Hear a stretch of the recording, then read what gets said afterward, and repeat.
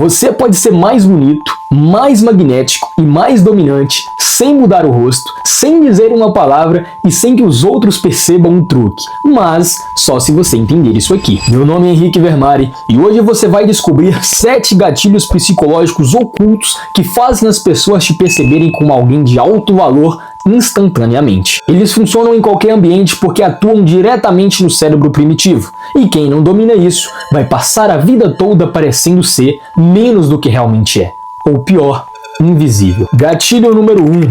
Percepção de contraste. O cérebro humano não julga por valores absolutos, ele julga por contraste. Você não parece alto, você parece mais alto ou mais baixo, dependendo de quem está ao seu lado. Você não parece bonito, você parece mais ou menos atraente, dependendo de quem está no mesmo campo visual que você. E isso vale para tudo. Roupas, dinheiro, estatura, reputação, presença, poder. O cérebro humano forma uma opinião quando tem algo para comparar. Esse truque é tão forte que lojas fazem o seguinte: eles te apresentam um terno de R$3.000 primeiro, depois um suéter simples de R$300. O suéter se tornou mais barato? Não, mas agora ele parece mais barato do que realmente é por contraste devido ao objeto precedente. Agora imagine o seguinte: eles te apresentam um suéter de R$300 primeiro e depois o de 5.000. O terno parece um absurdo, você se recua, não compra nenhum.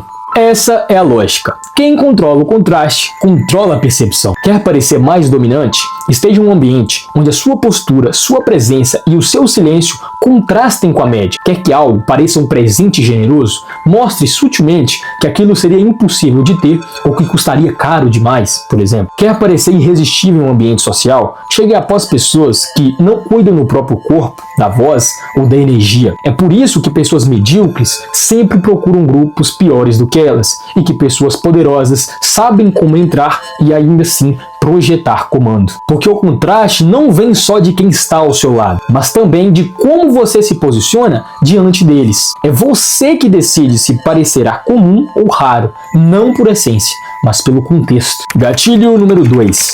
O espelhamento estratégico. O espelhamento não é só cruzar os braços quando o outro cruza. Isso é raso, infantil, previsível. Espelhamento de verdade é entrar no mundo da outra pessoa sem avisar que entrou. E se você usar isso bem, você se torna alguém que as pessoas criam conexão imediata sem saber exatamente o porquê. Vamos começar pelo mais negligenciado, o estilo verbal. Imagine o médico. Ele está com o resultado de exames de uma senhora de 72 anos e lá consta que ela está com ritmo atrial ectópico com extrasístoles frequentes. Ele poderia dizer isso, só que ela não entenderia. Ela só sentiria medo. Agora imagina se ele diz: seu coração está batendo fora do ritmo e do rumo ideal. E por isso que você está sentindo essas faltas de ar frequente, só que nós podemos fazer tan tan tan tan tan tan tan tan tan. Isso é espelhar a linguagem da pessoa. Isso é se comunicar em terreno acessível. Porque quando você fala do vocabulário do outro, você não é só compreendido, como também é confiável. Agora, esse mesmo médico falando com um colega de profissão, aí sim, paciente com foco ectópico supraventricular. Porque ali, usar o termo técnico é o código de pertencimento. Você só é ouvido quando fala na frequência que o outro reconhece como segura. E isso vale em qualquer jogo de poder, de venda ou de liderança. Agora, vamos para o segundo pilar, o estado de espírito. Pessoas tristes não confiam em gente eufórica. Eufóricos não parecem seguros. Parece que não estão vivendo o mundo real. Parece desrespeitoso. O contrário também é verdadeiro. Alguém otimista, cheio de visão, não aguenta conversar com gente que está pesada, fechada, melancólica. Por isso, se você quer guiar o estado de espírito de alguém, primeiro, você tem que entrar no estado de espírito que ela está agora. Está ansiosa? Você diminui seu ritmo. Está exausta? Você acolhe com silêncio e simplicidade. Está exaltada? Você mantém a firmeza e direção. Primeiro você espelha, depois você conduz. Essa é a ordem e qualquer outra sequência gera rejeição. E por fim, a camada mais óbvia, a postura corporal. Duas pessoas conectadas ficam parecidas sem perceber. Elas sincronizam braços, pernas, tronco, até a inclinação da cabeça. Mas isso não é imitação burra, é apenas o cérebro criando um ambiente de segurança social. Espelhar o corpo do outro é como dizer eu sou como você. E isso, inconscientemente, é um indicativo de conexão. Então, se alguém está sentado de forma aberta e confortável e você se posiciona da mesma forma, o corpo entende que ali há confiança mútua. Mas aqui vai o segredo. O espelhamento corporal é só o convite. O espelhamento emocional é o vínculo. E o espelhamento verbal é a chave que fecha o acordo. Você não espelha para bajular. Você espelha para se tornar invisivelmente familiar. E quando as pessoas te sentem assim, elas te ouvem mais, seguem mais e resistem menos. Gatilho número 3. Atribuição de personalidade positiva. Existe um truque invisível que pode transformar o comportamento de qualquer pessoa com poucas palavras. É simples, atribua a elas qualidades que você quer que elas expressem, mesmo que ainda não tenham expressado. Por quê? Porque o cérebro humano tem pavor de incoerência. Quando alguém ouve, eu admiro sua sinceridade, você transmite muita integridade, e eu gosto do quanto você é justo nas decisões, o instinto não é corrigir, é entrar em alinhamento com aquilo. Mesmo que não seja verdade o tempo todo, a mente entra no modo. Se foi isso que viram em mim, e de forma positiva, então é isso que eu sou. E por coerência social, as pessoas começam a reforçar essa imagem. É um elogio que não valida o passado, mas é um elogio que planta o futuro. Quer que as pessoas sejam mais generosas com você? Então diga, eu admiro o quanto você pensa nos outros antes de agir. Quer que as pessoas sejam mais confiáveis com você? Então diz, é raro encontrar alguém tão leal e presente como você.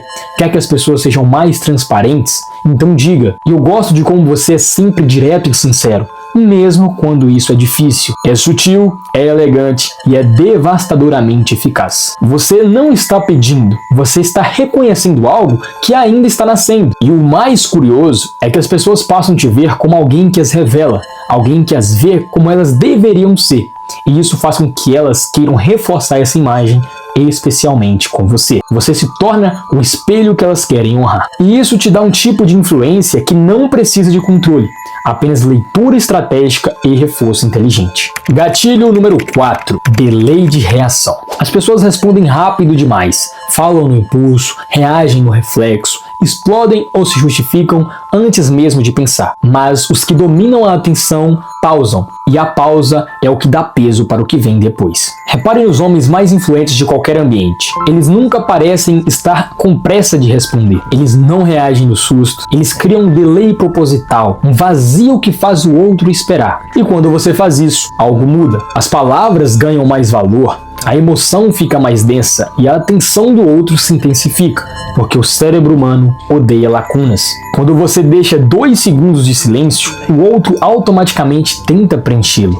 Ele projeta valor no que vem, cria expectativa, e a expectativa somada à curiosidade é a mãe da atenção. E a atenção é a moeda do século. É como se no inconsciente as pessoas pensassem: se ele pode se dar o luxo de pensar antes de falar, então o que ele vai dizer vale ser ouvido. Esse pequeno atraso estratégico comunica confiança, domínio emocional e o tipo de poder que não precisa se apressar para ser validado. E além disso, claro, você ganha tempo para pensar, para filtrar, para escolher não só o que vai dizer, mas também como vai dizer.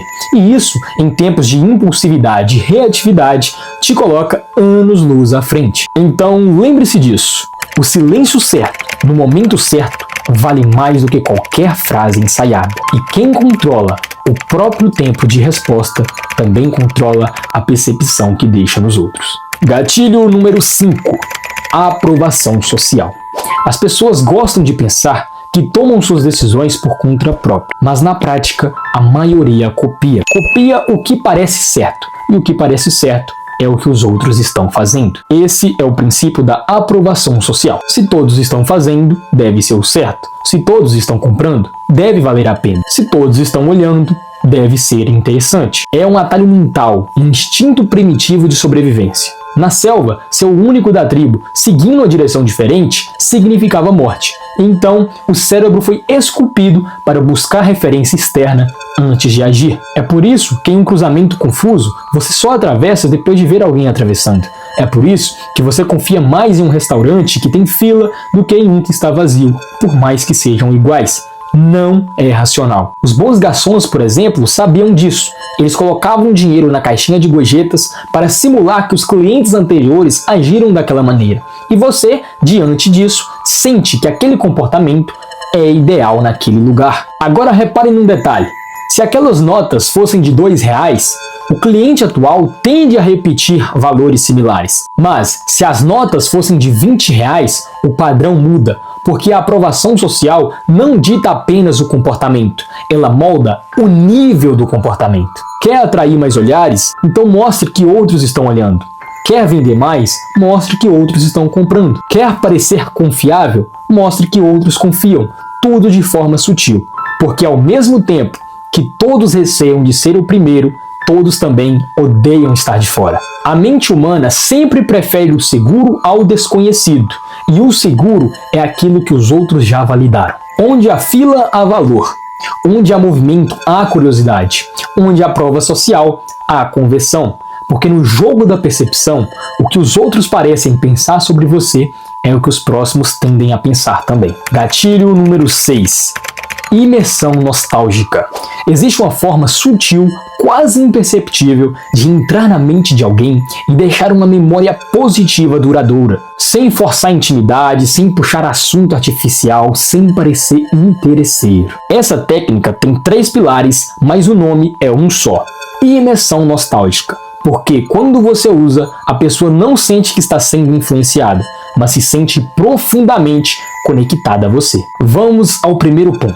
O som mais doce do mundo não é um eu te amo, é o próprio nome dito de forma certa, na hora certa, pela pessoa certa. Chamar alguém pelo nome não é uma formalidade, é uma ancoragem emocional. O Silvio Santos, por exemplo, sabia disso. Todos na plateia tinham um pequeno crachá com o próprio nome. E mesmo assim, ele se esforçava para chamá-las pelos nomes em voz alta no meio de milhares de pessoas. Às vezes ele esquecia o nome de uma celebridade, mas lembrava do nome da Dona Neide da fileira 3. Isso cria um efeito devastador no inconsciente. Se ele lembra do meu nome, mas esqueceu da famosa, talvez eu seja mais importante do que pareço. O Faustão fazia a mesma coisa de uma forma diferente. Ele falava o nome das pessoas queridas daquele famoso. Tá chegando aqui o Rodrigo, ele que é pai da Beatriz, irmão da Marisa, filho do seu Tadeu. Isso faz o convidado se sentir em família e faz o público sentir que ali há uma história e não só um rosto. Pessoas não se conectam com máscaras, elas se conectam com o que parece familiar. Mas lembrar o nome é só o início. O verdadeiro domínio vem ao ouvir. Faça perguntas abertas. Evite qualquer pergunta que possa ser respondida com sim ou não. Pergunte como você começou com isso, o que mais te empolga nesse processo, o que foi mais difícil naquele momento. A chave é deixar a pessoa falar sobre ela mesma, porque o assunto favorito de qualquer ser humano é ele próprio, o ego. E quanto mais você permite isso, mais as pessoas associam sentimentos positivos a você. Mas não é só sobre o que ela diz, é sobre como ela diz. Você vai observar as microexpressões, o tom, o ritmo, a comunicação não verbal. Se ela abre mais os olhos ao falar, projeta o corpo levemente à frente, a respiração se aprofunda, ali há uma porta. Você continua nessa trilha, se aprofunda onde há brilho e se afasta de onde houver retração, rigidez. O resultado é que ela sai da conversa sem saber o porquê, mas com a sensação de que você é diferente, com você a conversa fluiu, com você ela se sentiu à vontade para ser ela mesma e o mais importante é que você mal precisou falar. Esse é o truque da imersão nostálgica. É quando você reflete a importância dela e do que ela faz até ela associar essa importância a você. O truque número 7 é Little Presence. Circulação em excesso faz os preços caírem e com você não é diferente. Quanto mais você é visto, mais comum parece. E quanto mais você fala, menos impacto gera. As pessoas confundem carisma com presença constante. Só que presença constante gera comodidade, e comodidade não impõe respeito. A raridade gera comentário, gera curiosidade e principalmente mantém seu valor em alta. Se você já se fez notar, o próximo passo não é ser ouvido o tempo todo, mas saber se afastar na hora certa. Porque quando você se afasta estrategicamente, você deixa um espaço. E esse espaço é preenchido com comentários, teorias, lembranças e é assim que você cria respeito.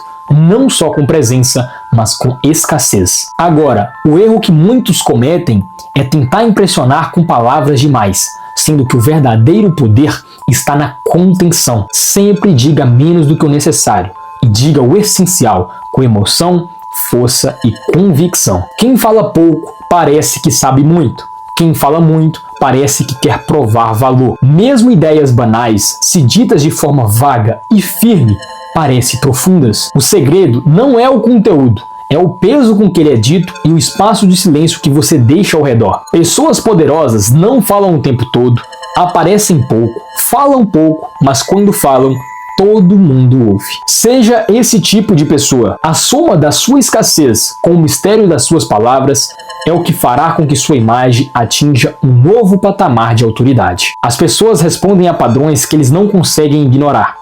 E se você dominar esses códigos, as pessoas vão te ver como alguém especial, mesmo sem saber o porquê. Mais lembrado, mais respeitado, mais seguido. Se quiser se aprofundar nisso com explicações práticas, eu deixei o meu material avançado de comunicação não verbal no link da descrição. Agora comenta qual desses você já aplicava, mas não sabia o nome, e qual você vai testar primeiro. E lembre-se, você pode se tornar irresistível, mas só se aprender a falar com o corpo antes que o mundo decida por você.